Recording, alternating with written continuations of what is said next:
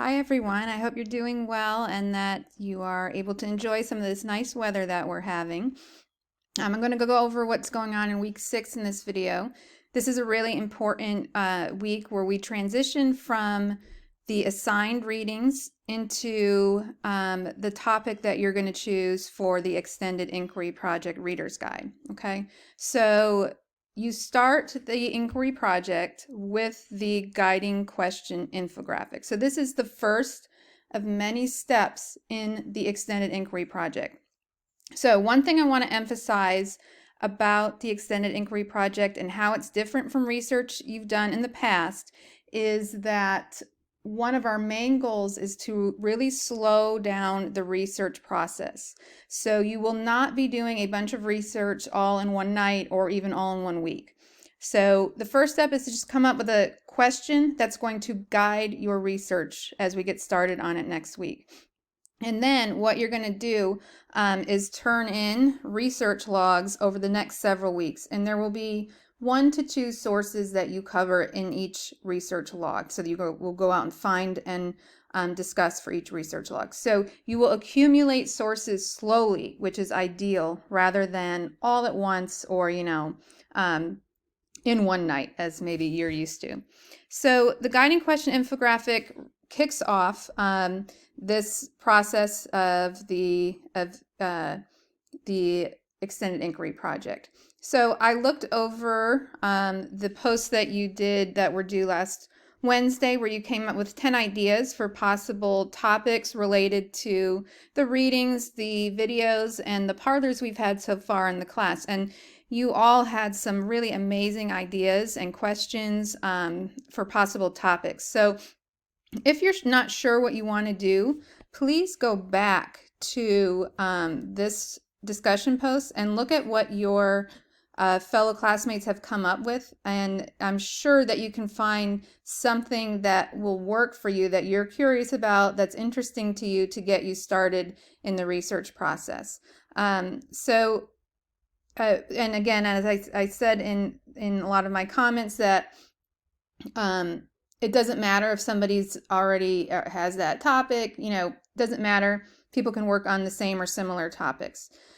So with the guiding question infographic, please make sure that you watch the video as the kind of walkthrough of the purpose of the assignment.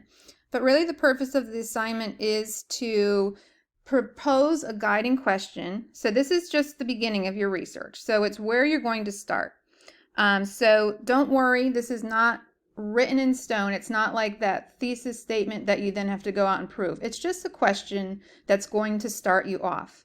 Oftentimes, as students learn more about their topic, their question shifts as they do research, which is a good thing. So again, there's not a lot of pressure on this question. It's just an open-ended question that gets you going. But it has to have come out of the content of our course. So it can't just be pulled out of thin air as something that you're just generally interested in. It has to be a result of the assigned readings, videos, or parlor conversations that we've had. Okay, so you think of this material that we've worked on, that we've read and wrote about these first 5 weeks as a leaping off point into your topic.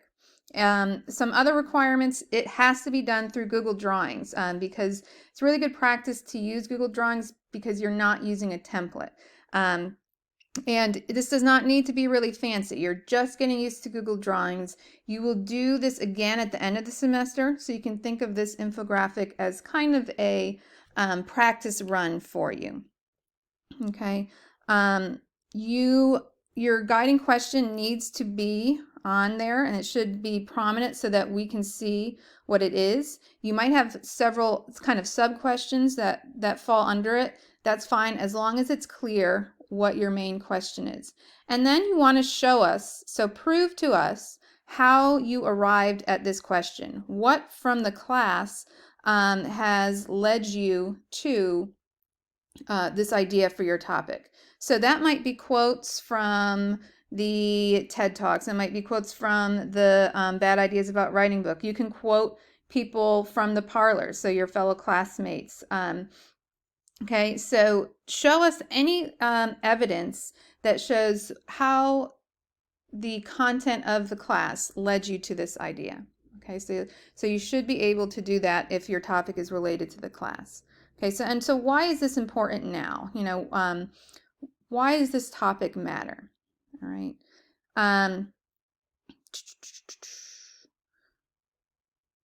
Another thing, yes, that your question does not need to come exclusively from one reading or assignment. It might be connections between things that led to your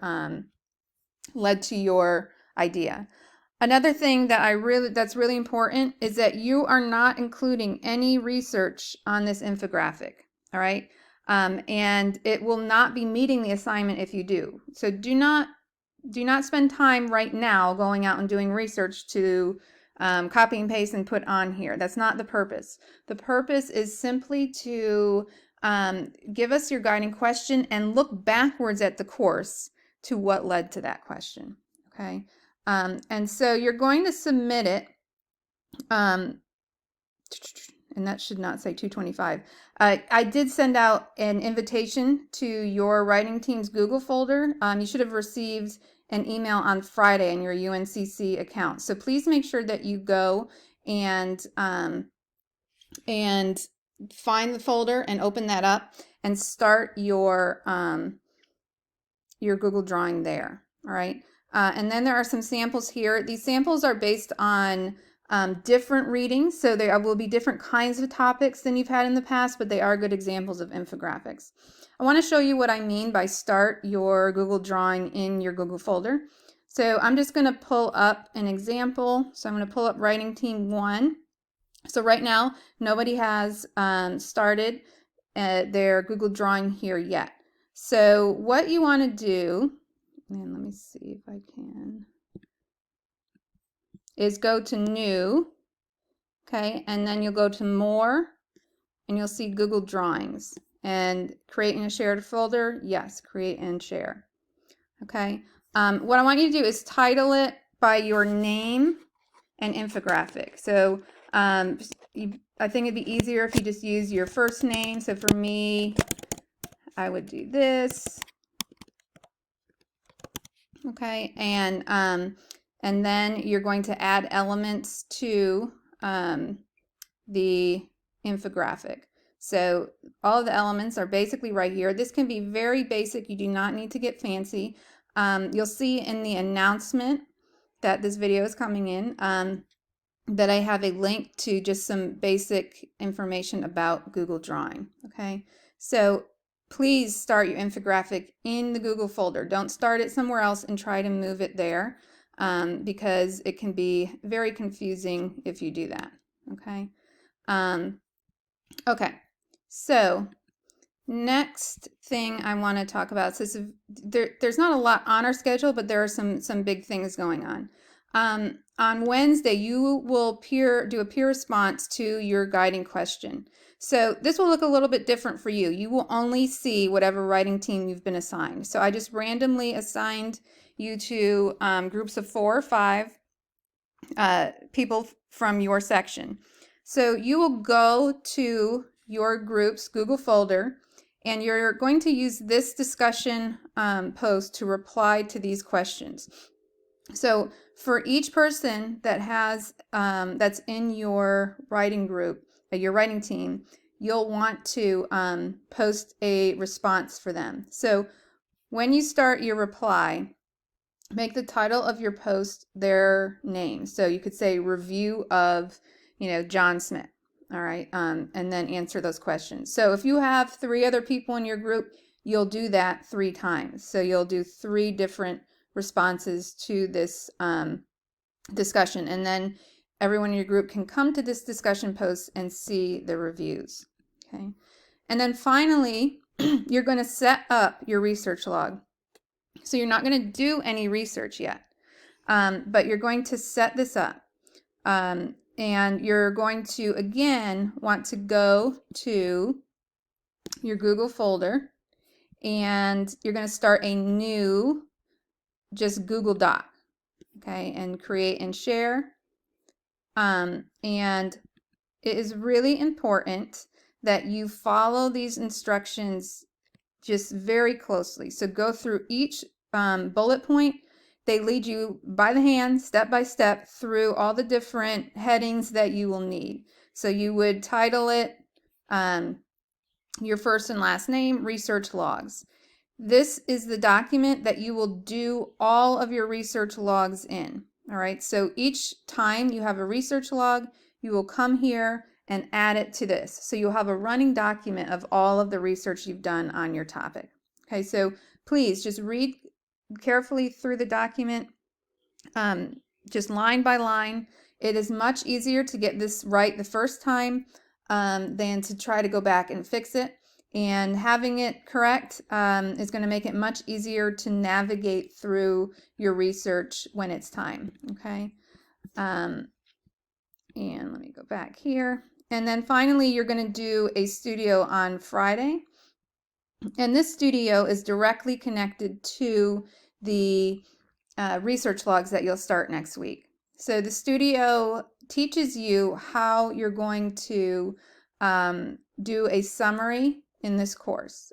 So summary sounds easy, but it's a little more complicated than it often sounds. So this walks you through and teaches you how you're going to be expected to do a summary for each of your research logs, for each of the sources that you find.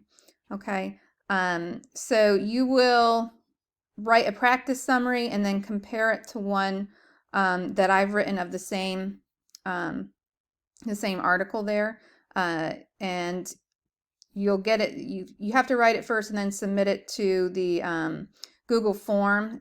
It won't look like this when you're here. It will say, submit, and then you'll get my summary bounced back to you for you to compare. Okay, so it's an important week. So you're setting up a lot that's going to get you rolling in the following week and following weeks. So again, please let me know if you have questions on the Ask Professor forum, and I hope you all have a great week.